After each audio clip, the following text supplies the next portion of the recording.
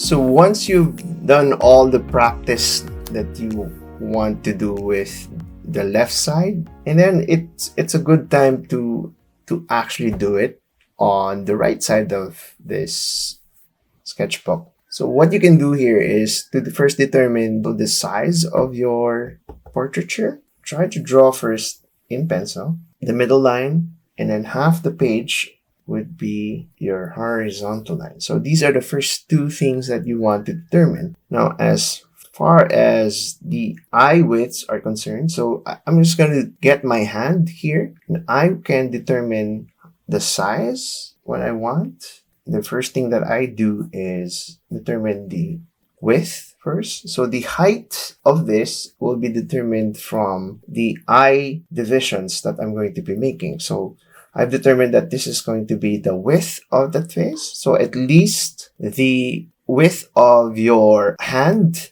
is a good size. Now, once you've established that, try to subdivide this into 5 equal parts. So what you can do here on the practice page is to determine that. So dividing to 5 equal parts is kind of difficult. So if there's a middle line there halfway, so I'm going to approximate. So I'm just going to just determine and practice that, seeing to it that each one would look the same. So it kind of gets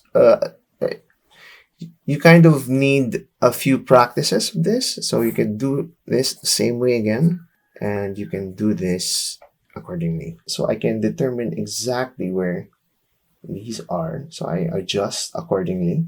So I'm just looking at these things, and I determine now where the eye. Okay, so I'm just doing an outline first. I'm not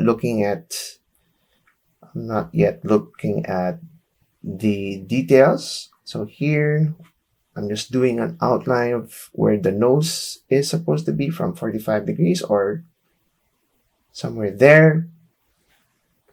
Once you've determined this, I'm going to take that so I can determine where the chin is. Once I get that, I can now determine this length equal to the top of the skull. And then once you've done all of this, from here to here is where the mouth is.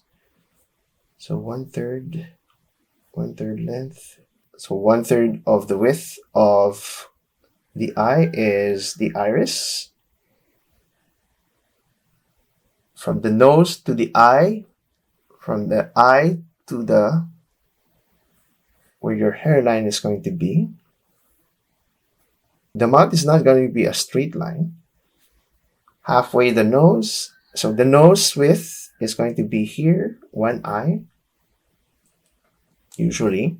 Sometimes not for Asians. And then halfway of the nose is where you can determine where the face, the widest point of the face is going to be. Because this is going to taper like this for the skull. And then from here, it goes like that. So it all depends again on the person that you're observing or yourself. If you're doing your self-portrait, how these shapes out. That make sure that the top of the skull is here and then the hair is above that. Because some people would just do a shorter version of that and then it'll look very strange.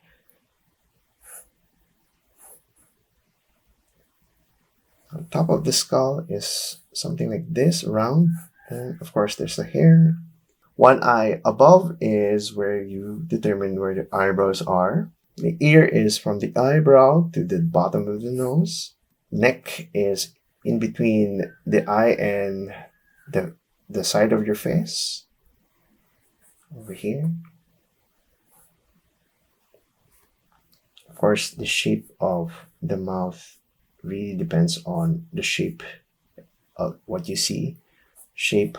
Just leave the light penciling up to here because you would probably be tempted to try to finish all of this with the line drawing. But if once you've established this type of proportion, you now the next thing that you would do is to get your ink pen and try drawing. And then some people would ask, what if you create a mistake? I would say, let it be and learn from it, actually. So this is a great way to train yourself into looking at details and shapes and really observing what you see. So once you've determined that where your eyes are going to be, and it's usually controlling and looking very diligently into on the reference that you are looking at. In this case, you could use a mirror and re-look at elements. Do the light pen and look at the fleshy nose of yourself and the like. So I'm not gonna finish this because I've already done past demonstrations of doing portraits, and you could have a look at those. And yeah, this is a great way to start practicing portraiture, and that's it. So happy practicing.